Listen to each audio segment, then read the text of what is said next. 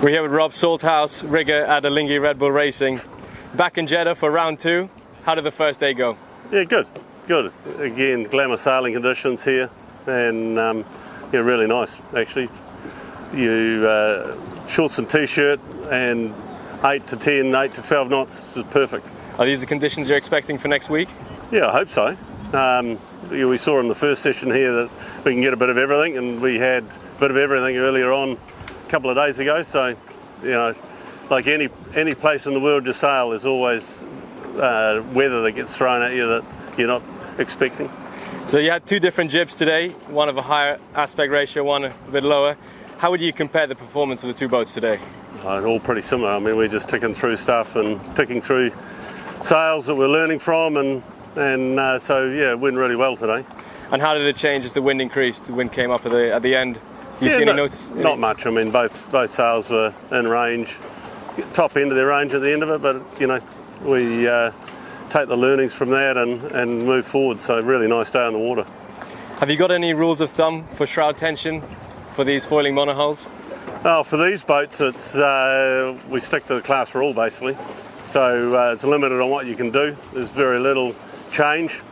So yeah, as long as it measures, we're happy. And on the big boat, you've got fairings on the shrouds. What effect does the shroud vibration have on performance, especially in high true wind speed? Yeah, on the big boat, it's different from these boats. These are round shrouds versus aerofoil shrouds on the big boat. So they're there actually to stop the flutter. The leeward side goes loose, and they want to flutter, so that's really what they're there for. Does it hinder the performance massively? There'll be a drag element to it, but vibration or flutter is a lot worse than the drag element to a small fairing like that. So you'll find all the boats will have them. You've got fibre optics running through the LE mast just next to us here. What data are you most interested in? Just trying to extract as much as we can out of it, really. And when it comes to preparation and maintenance after you take the rig down at the end of a day, can you tell us what goes into that? Yeah, basically we have a checklist which we go through for every rig. Between myself and Matthew, we go through different parts of the rig and rigging, and he goes through the boat and so forth. So there's quite a lot of checks that we do to make sure that we're ready for sailing the next day.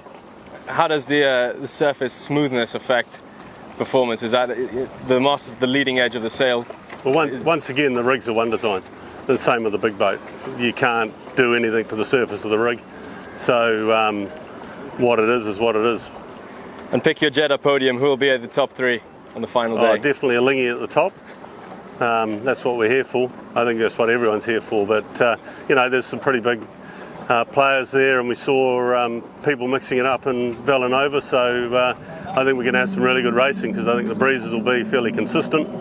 And yeah, I think you'll see who's probably spent the most time in the boats starting to shine, hopefully. Rob, thank you so much for your time. Sweet.